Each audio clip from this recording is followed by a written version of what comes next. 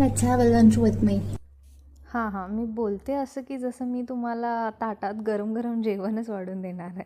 Sorry guys तुम्हाला नाही देऊ शकत, बट मी करू शकते कारण आमच्या ऑफिसमध्ये मायक्रोवेव्ह आहे. वाह! कायच गोष्टी फ्लेक्स करते ना मी. बट यू नो व्हॉट, जर जर्मनीमध्ये तुम्हाला गरमागरम जेवण खायला मिळतं ना, तर यू आर डॅम लकी. नाहीतर ऑलमोस्ट नेहमी थंडच जेवण जेवायला लागतं.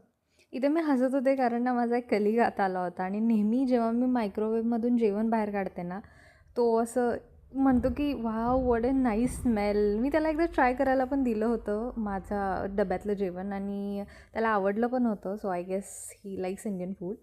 आणि मग मी माझा लंच एन्जॉय केला. जेवणानंतर आपापली डिश, प्लेट ह्या डिशवॉशरमध्ये ठेवणं, काउंटर क्लीन करणं हे बेसिक रूल्स आहेत इथले, जे की करावेच लागतात. आपण जसं घरात असतो तसं नाही राहू शकत. सो मी पण ते केलं आणि माझा लंच ब्रेक अजून शिल्लक होता म्हणून मी हा व्ह्यू एन्जॉय करत बसले. त्याच्यानंतर मी ऑफिसमध्ये गेले होते. अजूनही माझा ब्रेक चालूच होता. नेहमीप्रमाणे आज पण मला किचनच्या डायनिंग एरियामध्ये काहीतरी स्वीट भेटलं. तिथे ना एक बोल असतो आणि त्याच्यामध्ये चॉकलेट्स, कँडीज, गमीज वगैरे ठेवलेले असतात. मी गमीज नाही खात. असे काहीतरी चॉकलेट्सच घेते. आज मला हर्षीज भेटलं होतं.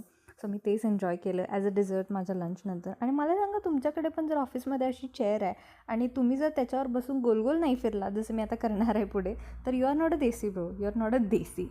Okay, thanks for watching. Bye.